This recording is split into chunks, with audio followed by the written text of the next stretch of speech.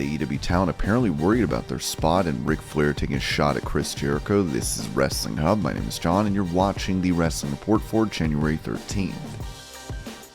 Before we get into the rest of the video, make sure you subscribe to Wrestling Hub and turn on all notifications to stay up to date with everything in the world of pro wrestling. Also, don't forget to follow us on Instagram at Wrestling Hub Official and also follow us on Twitter at Wrestling_Hub.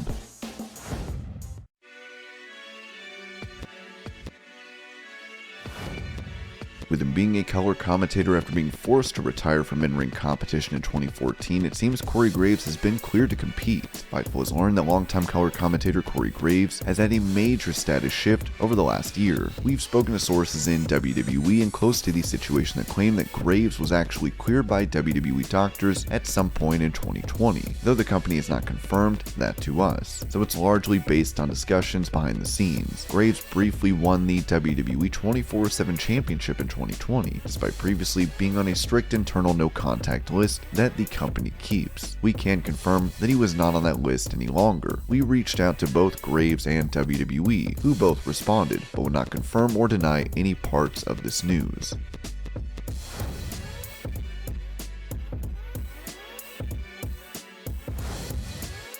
While many fans are excited over the prospect of Corey Graves being able to wrestle for WWE, on his Hall of Fame podcast, Booker T noted that returning to action might not be the best idea for the star. He has done such a good job at being a commentator. What the hell is he thinking wanting to get back in the ring?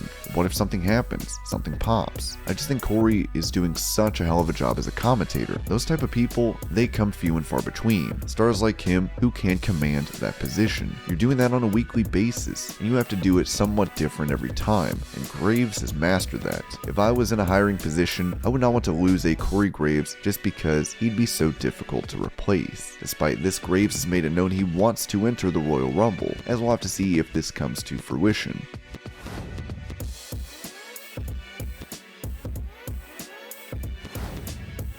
Speaking of Booker T, he noted on his podcast how he lost respect for Hulk Hogan, following the legend's comment insinuating celebrity deaths were due to vaccination against COVID. It astounds me what some of the things people say when they just have no idea. I really do not have a whole lot of respect for someone saying something like that, especially when they have no idea what happened to this person or not. Just what we are in the world today. Damn it, it could just be getting old.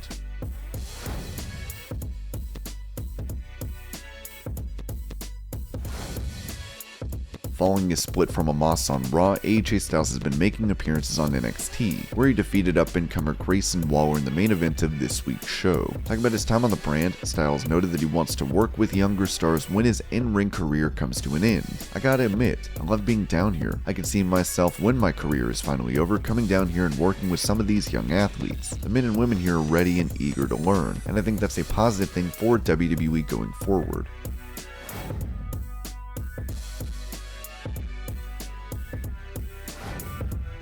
Possibly the greatest tag team of all time, the Rock and Roll Express, will be going on a farewell tour as they look to face FTR. After that, Ricky Morton has plans to face Matt Cardona for GCW's upcoming event in Hammerstein Ballroom in New York City. Morton is also scheduled to team with Too Cold Scorpio against Effie and Allie Katch for this Friday's GCW Notorious event. Then Morton will be involved in the 26th annual ECWA Super 8 tournament on March 26th in New Jersey. Morton would clarify on Twitter that he and Robert are retiring from tag team wrestling together, with them still planning to make appearances and do signings. This is because Morton has plans to work with younger stars and tag with his son.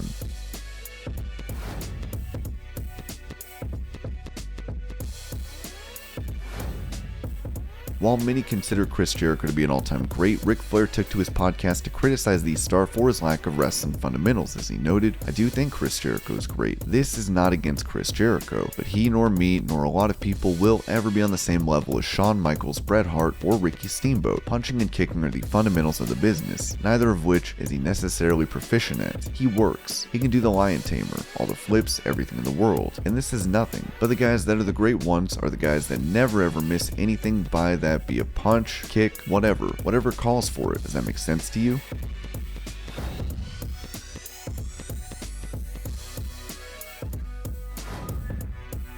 Sticking with the Nature Boy, he touched on WWE releases that have taken place recently, mentioning that the company firing William Regal was a horrible thing to do. I genuinely believe that it's a horrible thing, because it is a business for WWE. In the end, I just do not know the numbers, but if NXT is not making money, they can't keep paying people. So I don't know the answer to that, but I look at the ratings, just like why I'm watching every show I can possible. And also I can talk to you intelligently about these things, but the ratings are everything nowadays, so who knows? With talent in WWE reportedly depressed over Regal's release, remains to be seen what the future holds for the Blackpool native.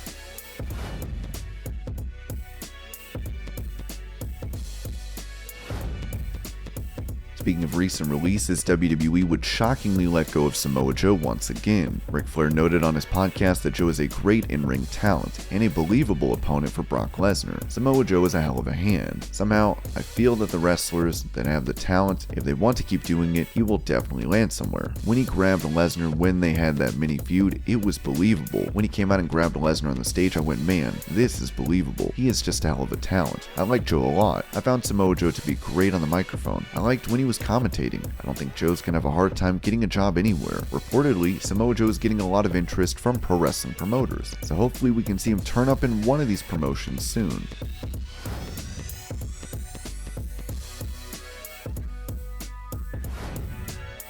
Talking to Chris Van Vliet about his stint in WWE, Karrion Kross recalled what happened when he got in touch with Triple H prior to his signing. Kross had an independent match with Jon Moxley, and after that he received Triple H's phone number from an AEW star. I waited for the appropriate time to contact him, and like I said, I was on the subway at the time. I spoke to him. It was a super pleasant conversation. I did have a correspondence over the years periodically with WWE on and off for background work or tryouts or stuff like that, but it really felt like that was the conversation that really cemented a lot of different things, and just having the ability to get to know him and understand exactly what he was looking for. I felt like I had a feeling that this man, based on what he was producing, was looking for people who were 110% in and then some, and I was like, I'm not going to wait to be told. I'm going to bring everything I've got. I'm going to be fully committed to this and embrace the process. Touching on his arrival to NXT, Kross mentioned that he came to the Performance Center wearing a luchador mask and suit to not have anyone spoil his debut. It was really funny. I told you I was trying to protect that I got signed there, and I was very concerned about people accidentally stooging this off, so the first time I got to NXT I put on a luchador mask when I walked in. So I'm in a 3-piece suit with a luchador mask. I used to travel with a luchador mask when I went to Mexico, because sometimes fans or like media would be at the airport, and if there's a car outside, you could only mess around so much with people. You need to get outside and get in the car. So I would put the mask on sometimes when I was going around in the airport and stuff like that. I show up to NXT in the mask, and walking up and I was like, I wonder if he's going to recognize me. This might be really weird. I'm going to have to get like this close to him and be like, hey, it's me. I think he just knew, because it was probably the weirdest thing in there. Just it was somebody. I looked and he just started laughing. I started laughing. I walked up to him to shake his hand and I said, sorry, I just really wanted to protect this as much as I can, and I don't want anyone stooging it off. And he goes, I appreciate your commitment.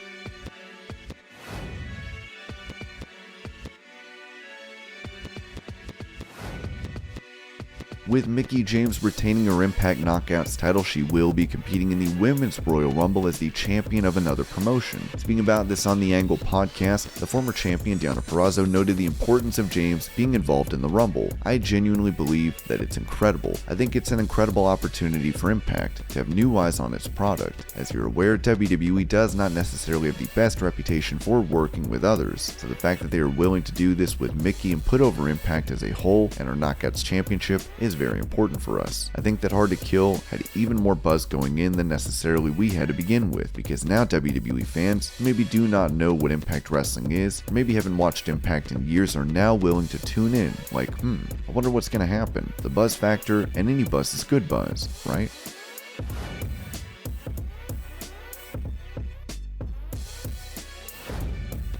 Being a guest on the Wrestling Inc. Daily Podcast, ambassador for Ring of Honor, Kerry Silken, talked about his experience being backstage in AEW, saying that despite the good atmosphere, some members of the roster were worried about keeping their spot. There are so many guys there, so many guys. I am not going to bring up any names, but there were guys that were flown in to do nothing. It was a very good vibe, but since I've been around the back for 20 years, wrestlers are always unconfident, worried about their spot. I could feel that going on, certainly not with a Bryan Bryan Danielson or Hangman Page, but there's just a lot of people there. With many releases from Ring of Honor and WWE, Silken mentioned that he's not sure where these stars will end up. I don't know where all these people are going to land. There's just so much good talent. If we talk ROH for a second, Matt Taven, Dalton Castle, obviously the Briscoes. There are just so many names. Vincent, that have been working on their characters. Shane Taylor. They're solid people that if you or I were running a show, I think we'd want to have them. Then speaking about Ring of Honor's future, Silken said he's still an ambassador and has hopes for the promotion at future shows, with him revealing that we should hear something regarding this within the next week or so. Since that interview, ROH announced their Super Card of Honor event, which will be taking place on the 1st of April in Dallas.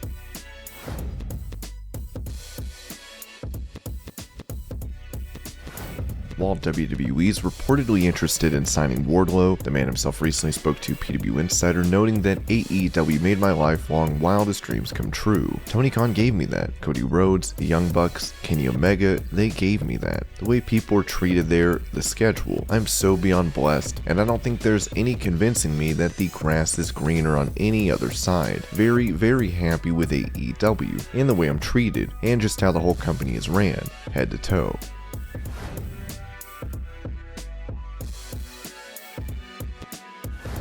When it comes to the next Elimination Chamber match, Fightful has reported that there is a plan to have this bout take place in Saudi Arabia for February. It will apparently be for a live event with WWE staff in the area being briefed on said plans. Last time we saw the structure, we got 2 matches inside the chamber, so we'll have to see if that's the case this time around.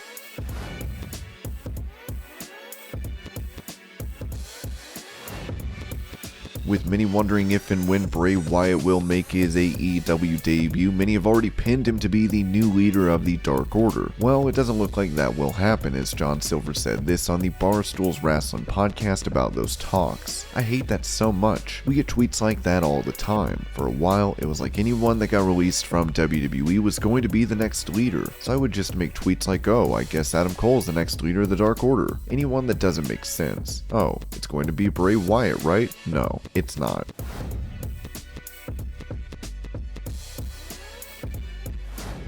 Tammy Sytch, known to WWE fans as Sunny, was arrested this morning in New Jersey for terroristic threats and unlawful possession of a weapon, as TMZ Sports obtained court records that revealed she was booked into Monmouth County Jail at 11 a.m. With the exact charges not listed, the New Jersey law on the charges reads, a person is guilty of a crime of the 3rd degree if he threatens to commit any crime of violence with the purpose to terrorize another or to cause evacuation of a building, place of assembly, or facility of public transportation, or otherwise to cause serious public inconvenience or in reckless disregard of the risk of causing such terror or inconvenience. And this was your Pro Wrestling News Update. I hope you're all having a great day. Thank you so much for watching, and I'll see you later.